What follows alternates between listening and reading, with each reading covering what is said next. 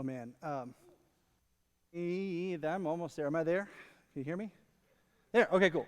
I am so excited about this series. I've been studying to put this one together for y'all for a while, so you got to buckle up and sit back. We got about 7 weeks, so we're going to try to unpack an idea. But to begin that 7 weeks, I want to do something that every preaching professor told me never to do. Everyone that I was ever around who talked about messaging told me never to do. I'm going to tell you an embarrassing story about myself. To begin. And there's a point to this story, so don't just think that I just wanted to feel silly. I promise you that is not the case. Let me show you a picture. This is a picture of some of my fraternity friends and some of my best friends from college. This is taken about circa 2003. I'm the guy in the Rolling Stones t-shirt here in the middle, just so you know. You didn't know that about your pastor, did you? But that's me in the middle and some of my best friends. We were in an intramural fraternity football league at the University of Kentucky for years and years while I was there. And I say years and years because it took me 5 years to graduate, but that's a story for another time too. These were my people, okay? These were the guys that, like, they knew me. They knew, in fact, like, some of them have come to visit here since then, and they know stuff about me I hope they never tell you, that kind of thing. But these were the guys that were closest to me. And sometime after this picture was taken, I think it might have been this night. I've tried to block a lot of this from memory, but I think it was around this time.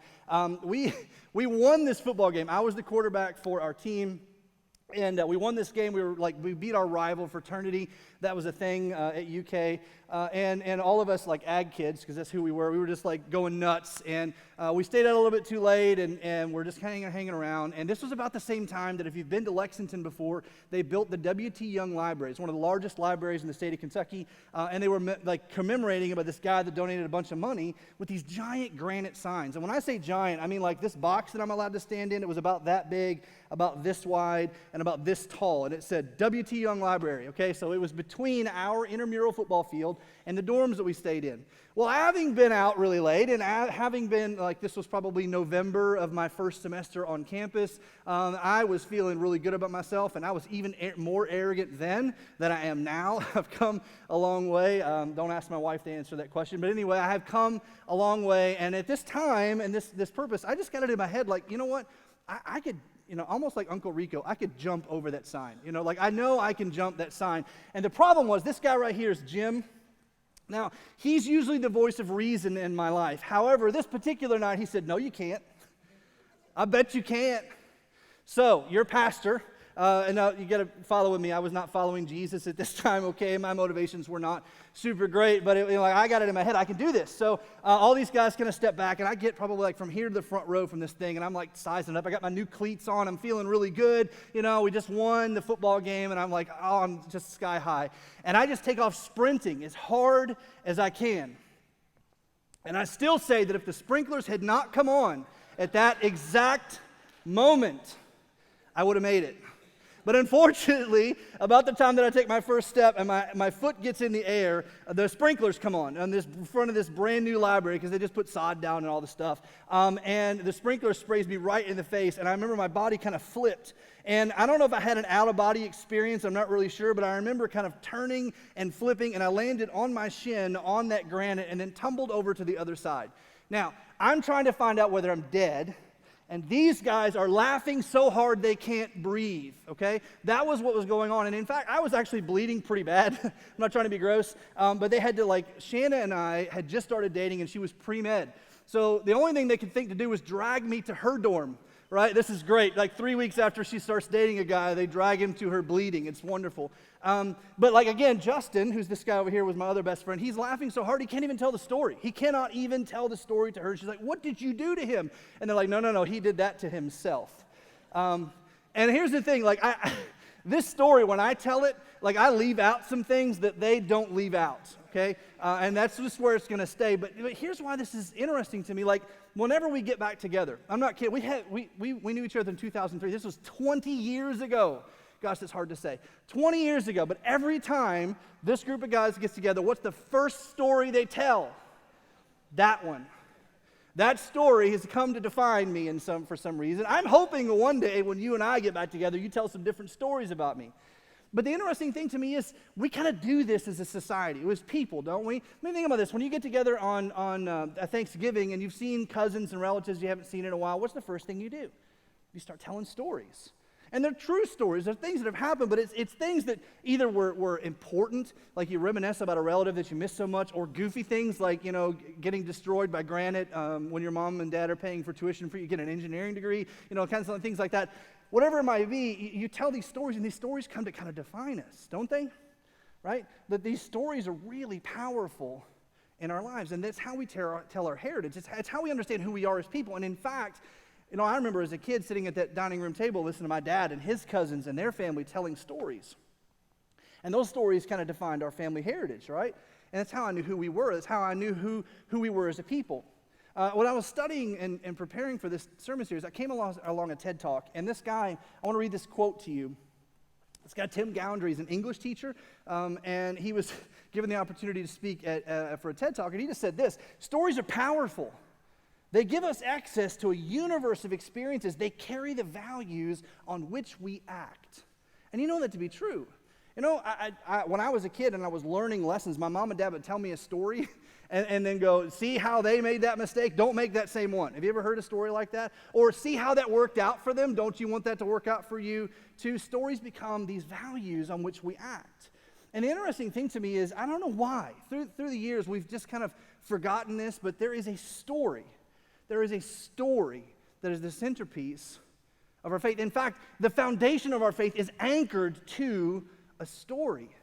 It's a story that's been told for thousands of years. It's a story that has gripped the ages and changed generations and rocked countries and flipped people upside down in the way they look at the world. And that is this story, the centerpiece of this. That's what our faith is really all about. That's why we are here today. I mean, if this didn't happen, there's no reason for us to be here in Tuscaloosa, Alabama on a Sunday morning right now. And this story that our faith is anchored to, this story that is the centerpiece of what we believe in, this story that has shaped why we are who we are today, is about this man named Jesus of Nazareth. Jesus of Nazareth. There's a story. There's something that happened in his life. And because of that, we've actually been invited to become a part of a bigger story. Because here's the thing, we want to know that our lives have meaning. I know that about you without actually knowing you. We as human beings, we want to know that what we're doing matters, that we're more than just a paycheck, that we're more than just a profile on social media, that there's something else that's bigger than us that we get invited to be a part of. And Jesus hinted at that. And we are a part of a story that's been being written for generations. This is our story. But to begin kind of unpacking that, I want to ask you kind of an illogical question, okay?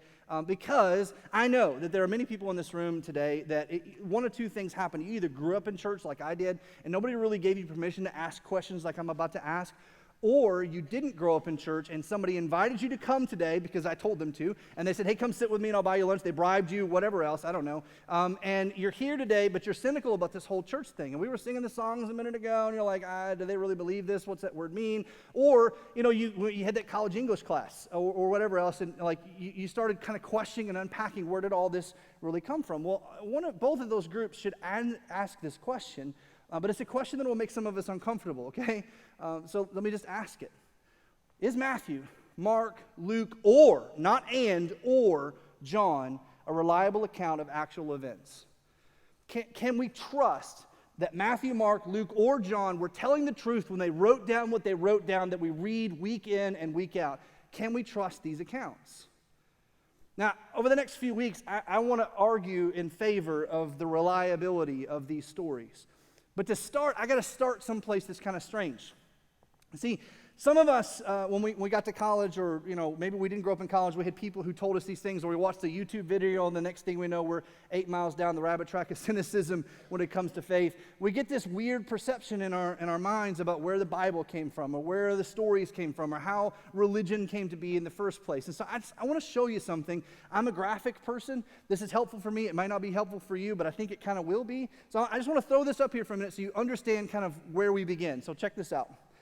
See, Christianity started with an event, okay? There was an event, the resurrection of Jesus. Something happened. And then immediately following the event, there was a group of people who could not shut up about it. We've been talking about that for 5 weeks. They just started telling the story. Like immediately after the resurrection, Jesus was crucified and he died, and 3 days later he walked out of the grave, and then there was a group of people who could not stop talking about it, and they told everyone. And then, in the midst of all of that, while people were still eyewitnessing and while people were still starting the movement, somebody started writing it down. They started documenting all this stuff. And all of this happened in the first century. In fact, I could argue, I don't have time to do it today, but I can argue quite persuasively that all of this happened before 70 AD, before the fall of the temple. So Jesus is crucified, died, resurrected around 33 to 35, given how you do your math. And by 70 AD, there's a full movement, and people have written down what happened. Now, when I was in college, I was told the Bible got put together, or the stories were made up, and they were written later, and, like at 400 AD, 500 AD, someone came up with it. But that's not the case at all. What happened was this movement began, and then people documented it. And then in the 4th century, which I'll explain a little bit later, then the first Bible was assembled. See, when people were still eyewitnessing what was going on, they were writing it down because they couldn't not write it down. I mean, I want you to think about this for a second. There are four accounts that have survived the first century, 2,000 years ago, of the life of Jesus. And over the next few weeks, we're going to examine one of those to continue to unpack this idea. And the one that I chose to unpack for you all is the Gospel of Luke. It's my favorite gospel. Like I said last week, I'm not sure I'm allowed to have a favorite gospel, but I do. And there's a lot of reasons it's my favorite. Let me just tell you one. I think, in years past, and I'm going to refer to some of this, Luke has been referred to as like the first investigative reporter. And I think that he spent tons of time talking to the people who knew. Luke wasn't one of Jesus' disciples, but he knew Jesus' disciples. He knew the Apostle Paul. He knew James, the brother of Jesus. He knew Peter. He knew John Mark. He knew the founders of the church in Jerusalem. He actually traveled with the Apostle Paul and eyewitnessed a lot of the things that he wrote in the book of Acts. But I think the reason I like Luke the most is because I'm convinced that Luke wanted to make followers of Jesus. That, in other words, in the world that I grew up in, and I hope this term is uncomfortable, but Luke was a disciple maker. I'm convinced of that. The more I've studied this, the more I've read his motivations and why he wrote down what he wrote. He wanted people to know why they should follow Jesus. And that's why I want to take 7 weeks and I want to go through the Gospel of Luke with you to actually unpack multiple things for you. But the big one is why I think you should follow Jesus. And some of you all, this is going to be like hopefully reinforcement because you're already following Jesus. But for some of you all sitting in this room who are still cynical about faith, or still trying to I don't know, is this for real? Is it not for real? How do I understand everything that's going on? If you're in that camp, what I hope happens in the next few weeks is that you lean in. That's my agenda. Whenever I have an agenda, I try to put it on the table. I hope that you'll lean in and you'll ask yourself some deeper questions. Because the thing that's fascinating to me is that Luke desperately wanted this story told. He desperately wanted this story told. And 2,000 years later, we're still telling it. So I want to begin with you all at the very beginning of Luke. In fact, I'm going to read you the first word of the first chapter and the first verse of the Gospel of Luke. Here's we begin, and it's this word, many. This is how he starts. As a person who composes emails, I don't know if you do this, but whenever I write an email and it's important, you know how many times I rewrite the first sentence of that email? Over and over. I want to craft it. I want to get it right. I want to make the words perfect. And so it's interesting to me that Luke started with this word, and I wonder how many times he sat down to go, many. But here's the question. How many is many? Okay, before I read you the rest of this, how many is many? If I go to my kids and say, they said they want many potato chips, that means they want 10 bags, okay? Is many 4? Is many 40? I'm not really sure. But he starts with this word, and then he says this, many have undertaken to draw up an account of the things that have been fulfilled among us. He's talking about Jesus. And it's huge, this is massive, okay? Many people, okay, of all the other people that are writing this down right now, Luke says, I have decided to be one of the many who are telling the story of Jesus, and I'm going to write it down. Many people have undertaken to draw up an account of the things that have been fulfilled among us. Now, let me ask you a question. Don't answer this out loud. Just think about this for a minute. When you die, how many people are going to sit down and write down an account of your life? Not many. Sorry. Right? Unless you do something really, really good or really, really bad, not many.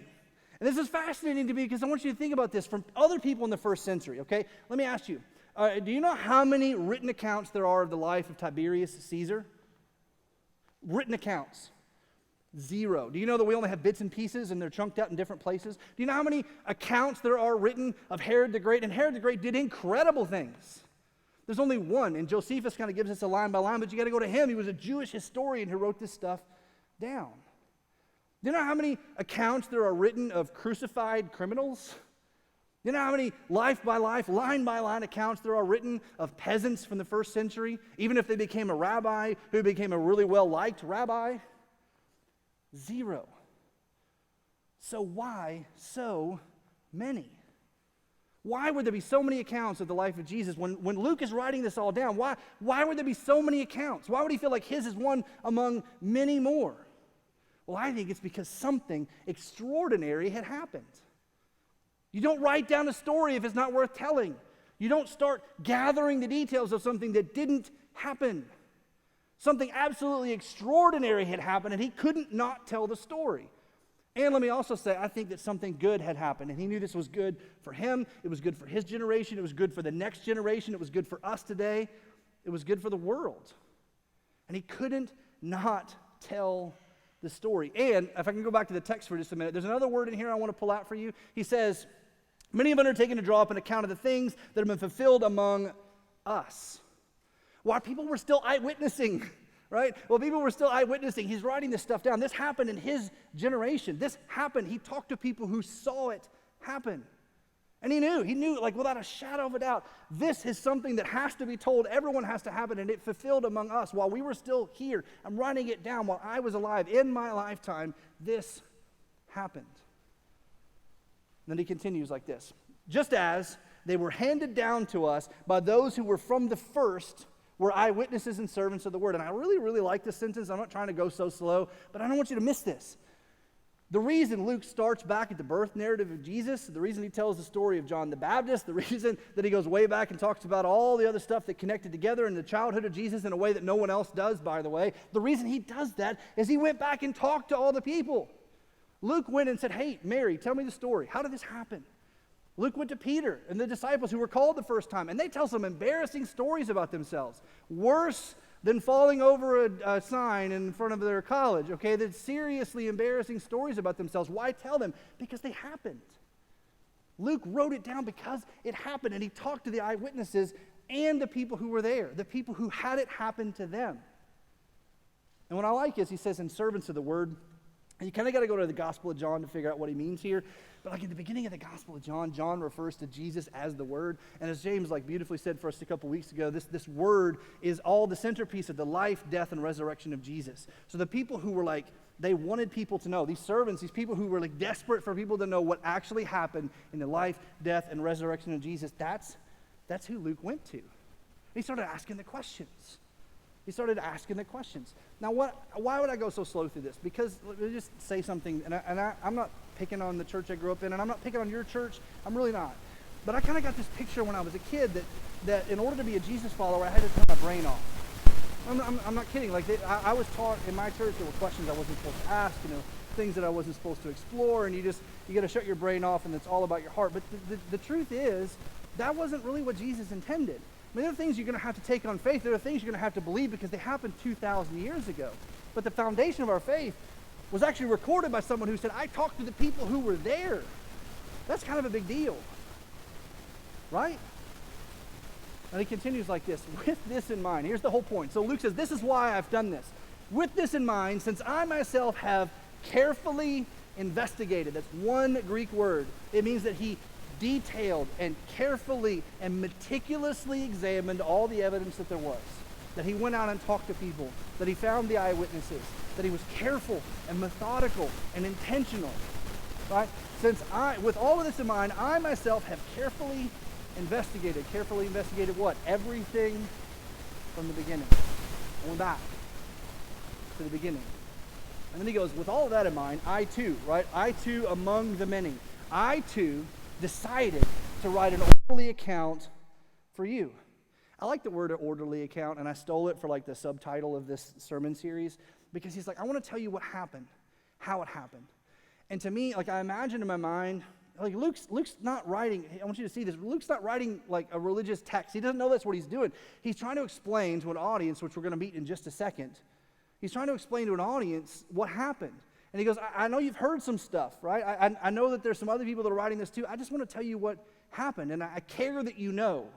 I've imagined in my mind before that Luke had no idea, because I don't think he did. He had no idea that his account will be one of the 4 that survived the first century. He had no idea that 2,000 years later we'd be here reading it. He was just trying to write a text to help a friend of his understand what following Jesus really looked like. And this is why this is so important. You see, Luke's account of Jesus' life was written within 35 years of the resurrection of Jesus. And that's scientific. You can figure that out based on the documents that we have. Within 35 years of the time we say Jesus was resurrected from the dead, the document of Luke existed, and people were memorizing it, and people were talking about it, and people were sharing it, and people were reading it. Within 35 years, not 300. So here's the other uncomfortable question. This is the last uncomfortable question I'm going to ask you today. Not the last one in the series, I'm going to own that, but this is the last one I'm going to ask you today.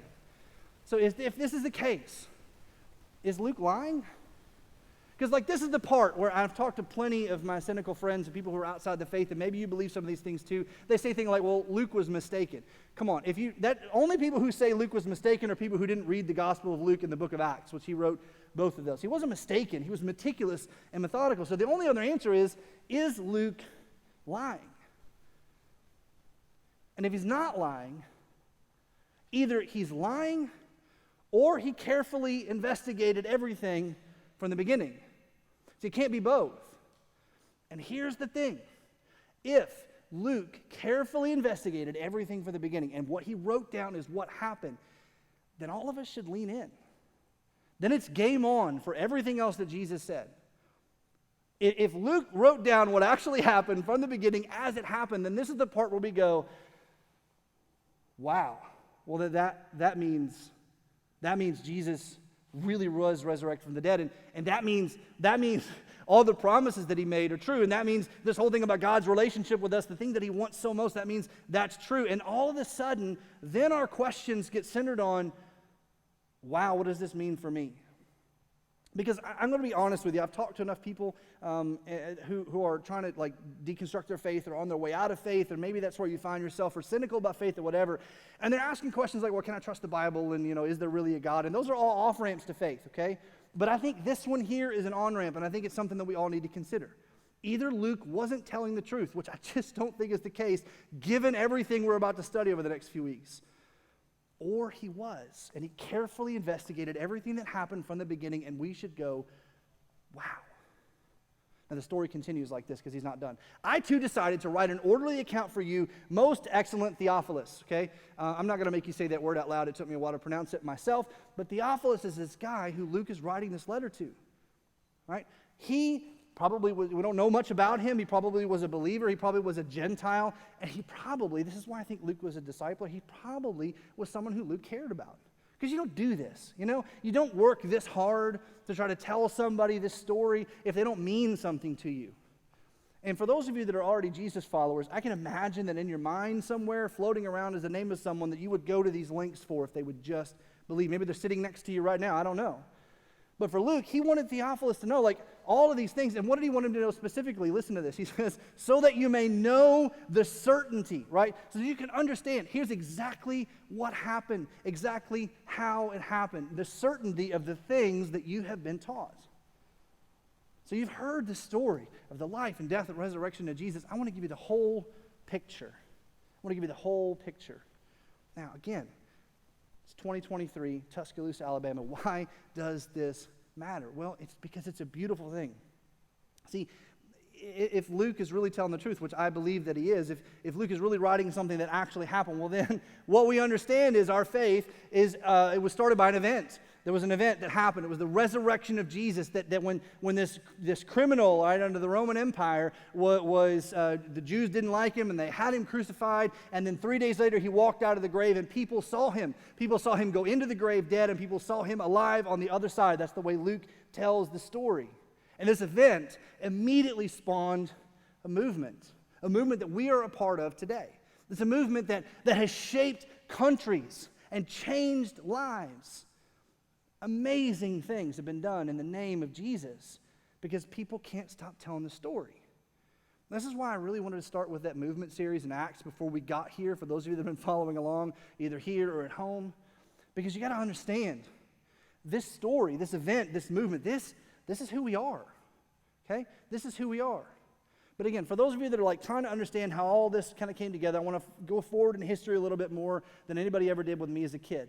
Then, in the 4th century, we got the first Bible. The 4th century, we got the first Bible. Now, here's what's interesting to me. Right around the middle of the 3rd century to the end of the 4th century, the Christians faced the worst persecution that they had ever faced. In fact, like the Romans were bad against Christians before this with Nero, but when Emperor Diocletian comes in, he launches an empire-wide assault on Christianity.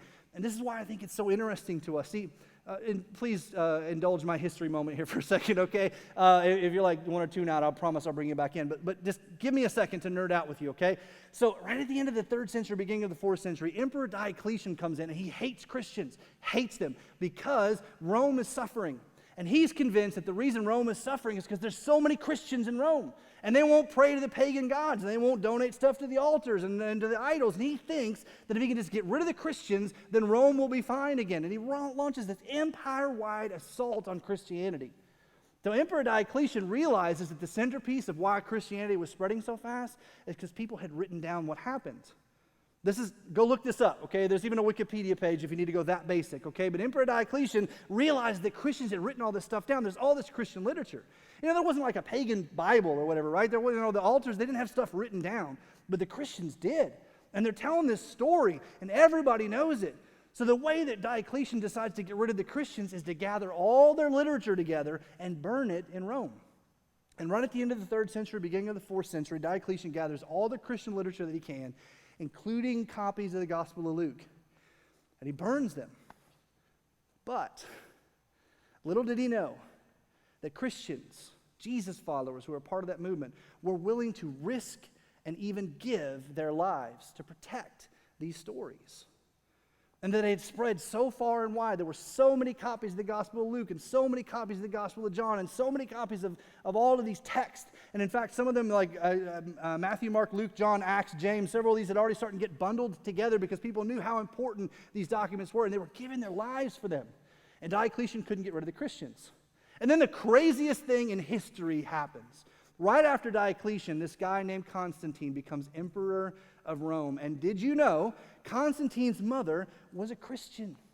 And she had told him about Christianity. And all of a sudden, Constantine comes in, becomes the emperor of the empire that crucified Jesus, and names Christianity the official religion of Rome.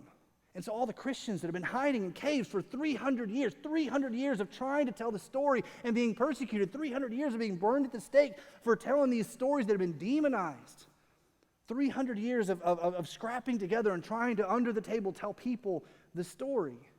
All of a sudden, they could come out of the shadows. And so the bishops come out and they got all these copies that they've been protecting of all these gospels. And Constantine says, hey, right now, we got the technology. I want to bring all these together, and I want everyone to have the same book, okay? So let's gather all the copies of things together, and we're going to make, they didn't call it the Bible then, but he was trying to gather together all the Christian texts. And so these bishops, they get together, and they carefully and meticulously go through, and they bring all the copies that they have together, and they make 50 copies of the first Bible because Constantine wanted to give it to every bishop that was in town. And that's where your Bible came from. That's the thing that you carry around with you. Some of you got it bound in leather today. That's the thing that's in the app that you see today. See, Christianity is a part of a movement that's based in a story, and the story is Jesus' life, death, and resurrection. That's why we're here. That's who we are. And so here's what I want to leave you with, okay? This is the last thing, and then we're done for today. See, I have an ask of you, and I just want you to think about this. If you choose not to follow Jesus because it's inconvenient, I get that, right? That's a somewhat logical response to things that you've probably heard about Christianity. I could argue against this in a minute, which I will, but like if you're like, I choose not to follow Jesus because he says I got to be nice to people and I don't want to be nice to people. Or I choose not to follow Jesus because it means I got to be forgiving and I just don't want to be forgiving. Or I choose not to follow Jesus because, it means I got to do different things with my money, right? Jesus talked a ton about money because again, Jesus was after your heart and he knew that where you put your treasure, there your heart is also, and he wants your heart. And so he talked a lot about money. It means I got to do different things with my money. It means I got to treat people nicer. It means I got to be forgiving and kind and compassionate. It means I got to read and give some of my time in different ways. If you choose not to follow Jesus because it's inconvenient, I somewhat get that. But I will say that following Jesus will make your life better, and it will make you better at life. And if you don't believe me, look at the people that are nodding their heads right now because they have lived it and they breathed it every day. But please, please, please, please don't choose not to follow Jesus because you don't think there's anything to the story of Jesus. Because there is. And I would challenge you, right? Before you decide to jettison your faith because you don't think there's anything to the story because it was like a fairy tale, Luke wasn't writing a fairy tale. He didn't start with once upon a time. He said, here's what happened, and I want to tell you. And so if you find yourself on the fence about faith, okay, if you owe it to yourself to read the Gospel of Luke and the book of Acts. And if by the end of the time you read the Gospel of Luke and the book of Acts and you're still going, I don't think there's anything to this, then we can talk.